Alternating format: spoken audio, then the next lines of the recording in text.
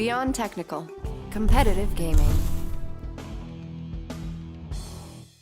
Ladies and gentlemen, boys and girls, welcome back to another episode of Beyond Technical. Today, what we're going to be going over is something that's near and dear to my heart: how to play a charge character, or charge characters in general. Now, first I want to cover one quick concept that makes charge characters super different from everything else, and then I'm going to talk about each one individually, just briefly, and then maybe I'll show you a couple of these examples of how things kind of work. Now, again, we're going to keep things simple because I've found that a lot of players are really liking these simple beginner tutorials instead of the kind of more advanced stuff where, I don't know, I feel like it hits less of a crowd. So either way, that's what we're going to do for a little while because I'm having fun with it. So you get what you get. I hit the mic, my bad. Probably a little sound level spike. All right, so charge characters in general. Now, first things first, let me just show you guys on the old fight stick here. All right. Real Arcade Pro. What does it say? There you go, the bottom corner. Anybody wants to buy this specific one? Okay, so charge characters. Main concept is that you're always going to be holding a direction for charge, right? So what you're going to be doing, the big thing that I'm going to teach you guys, I'm going to show you with the stick first, is charge buffering. So basically, if we're holding down back and we have a charge, and then we do a flick forward, we're going to immediately flick back and hold down back again. All right, that's called charge buffering. So before you don't flick forward and hold, you just, all right. So when you do that little quick flick, that's your forward. That gets you your forward, and it gets you your charge buffering again. The reason you're going to need charge buffering is going to become really apparent really soon. So that's how it's done, all right? All the time on a charge character, you're always holding back. You're always building a charge. You're buffering this charge. So the second that you flick forward, you come right back. Now, I don't know how fast this is going on the camera. I'm kind of trying to take a look myself, but basically really, really quickly. Whenever somebody does a move, you're going to hear that little noise, okay? So you can actually probably pay attention and listen for that as we go through this, but that is the biggest thing about charge buffering. So charge is a hold down back for 2 seconds, and then you can use an ability. Now that might seem like a really super long time, and it is, but that's what charge buffering is for. An ability might take a whole second. So you've cut your charge time in half because while you're watching that ability go through, you don't have as long to wait until you can link it to something else. So I'll show you guys a couple of cool little examples, which I may or may not screw up because I've been working about 1 million hours this week, haven't really had a lot of time to play. So let's jump into that and check out some cool Street Fighter stuff, all right? So first things first, let's talk about the characters before we select them and go in. Now the reason that I don't want to pick, do what I did with a Ryu tutorial, where it's like, I'm new and I suck, how do I play? It's because charge characters all have extremely unique dynamics for how to play them. There is no basic charge character. If you want to start off with the most frustrating character, it's probably going to have to be Guile.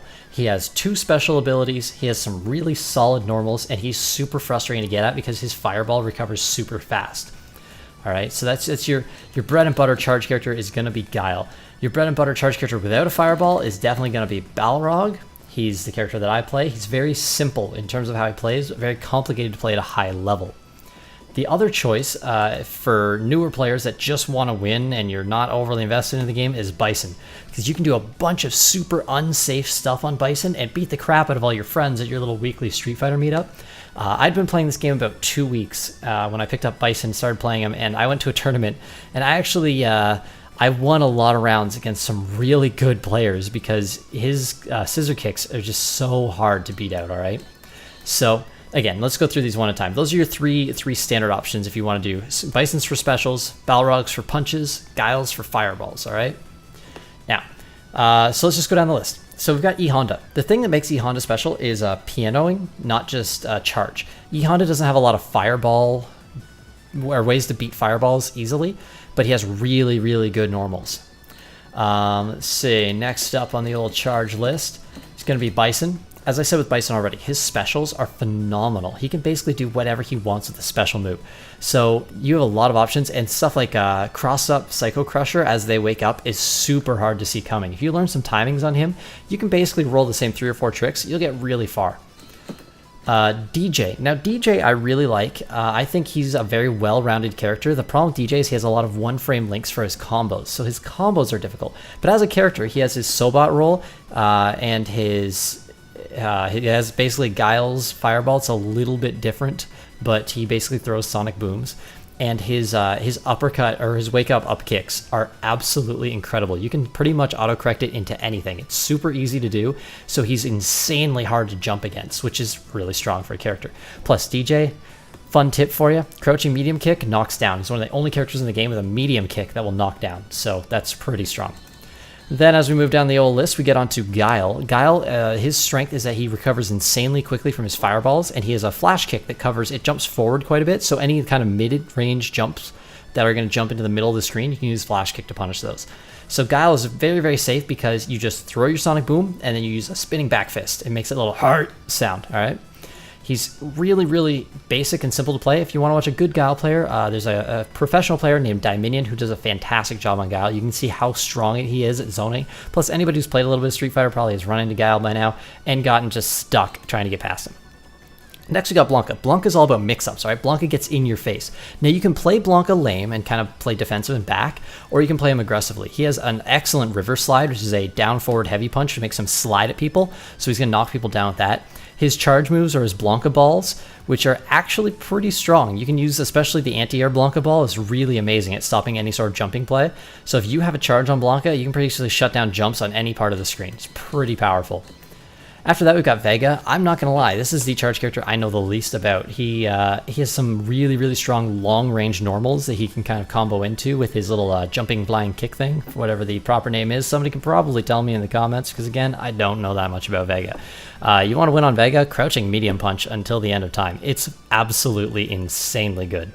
He also has a lot of kind of air mix-ups. Some of them are really unsafe, so for newer players, I would not suggest hopping into Vega just yet. After that, we've got Balrog, who I'm going to show you a few tricks on today because he's my character. He's the main character that I play. He has extremely strong normals. He has a great rush game. He has very crappy mix-up options. He doesn't have a cross-up ability, and he doesn't have a lot of tricks. So Balrog is a very straight-up character. If you fight a Balrog, you can't really whine that Balrog is cheap. He basically will stand there and box you. So really solid in that sense. So let's select Balrog here. And I will try to show you guys a couple of those charge moves I'm talking about. Remember that hold down back, build up your charge, and then you flick, all right? So that's how you're gonna do your abilities. You're always just gonna flick the stick in the direction you want. So let's just cover how that actually goes through now that we've kind of decided on how to pick a character. All right, so you see this down back arrow on the screen. And then I'm just gonna do this flick, and you hit punch as you do it, all right? So if you guys listen one more time, I'll try and keep the fight stick real close to the microphone for this one, and see how quickly that all goes through? So you just flick and punch at the same time. And it doesn't matter what button you're pressing or what ability you're using, depending on the input. It could be flick kicks, and you're going to get your uppercut instead of your straight dash punch. Or you can flick it in a different direction. See the down forward there is going to get you your sweep punch on Balrog. So Balrog is all about directional flicks, and that's how he does all of his special moves.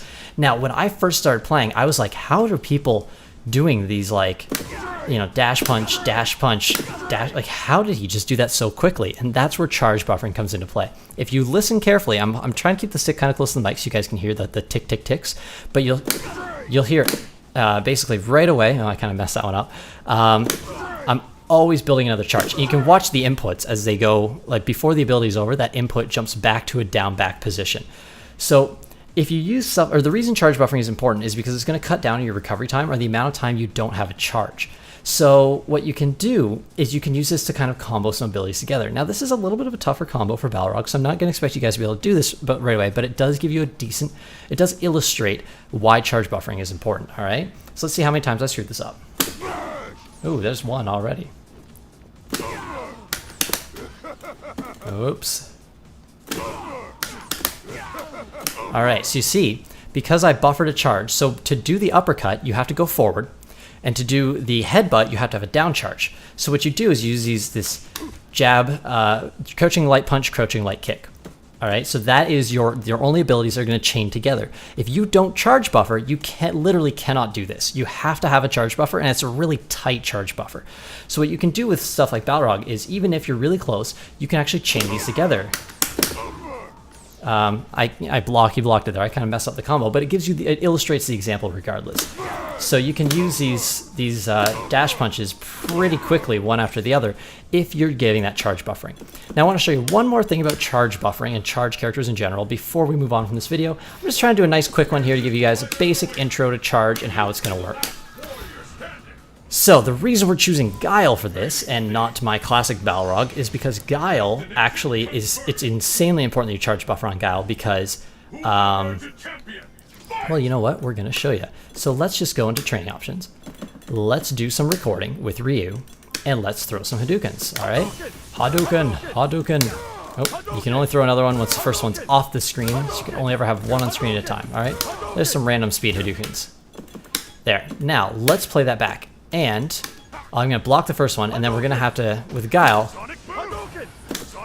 we're going to keep these Sonic Booms flying. Oh, these are not flying as quickly at all, are they? So you see how if you use charge buffering, you can actually keep up with Ryu's Fireball game. If you don't use charge buffering, however, you're going to have to block pretty much every other one, and then you can answer with another Sonic Boom because of how long it takes to just raw charge. So you can see Guile can basically keep up, and I'm using a 2-second back charge for every one of these. Instead of having to do something crazy like focus attacks and, you know, whatever to deal with this, you can just play your own Fireball game if you can manage to keep that charge going.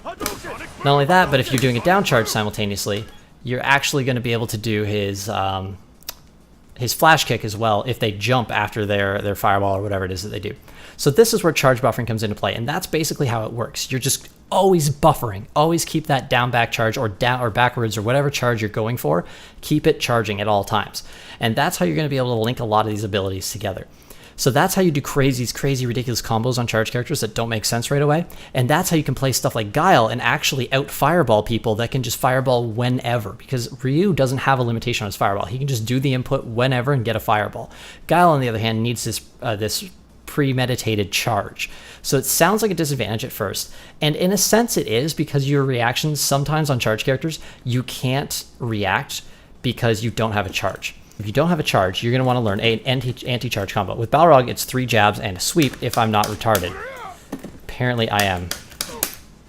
Alright, so ladies and gentlemen, thank you for watching this week's episode of Beyond Technical, a little primer to charge characters. I hope that gives you guys at least a basic concept of how they work. I've actually been asked this question a surprising amount lately, which is why I decided to go in and just do such a basic rudimentary tutorial. So that's how charge characters work. That's what charge buffering is. Remember, it's that flick, all right? You want to flick every time, and then you always go back down to your charging. So there you go. There's your charge characters. If you have any questions, comments, something I screwed up again, because apparently I'm on a roll with that, go ahead and post it in the comments below, because you guys are the best fans ever, and you guys help cover my ass every time I end up making a mistake. You guys catch it and you let everybody know, because I don't want any mistakes in the videos, but I also don't get to do this full time, so you get what you get. So thank you for watching Beyond Technical. Make sure you subscribe on YouTube, follow it on Facebook. The links and everything are below, or they're spinning on the screen right now. And I hope you guys enjoyed the episode. Catch you next week. Thank you very much for watching.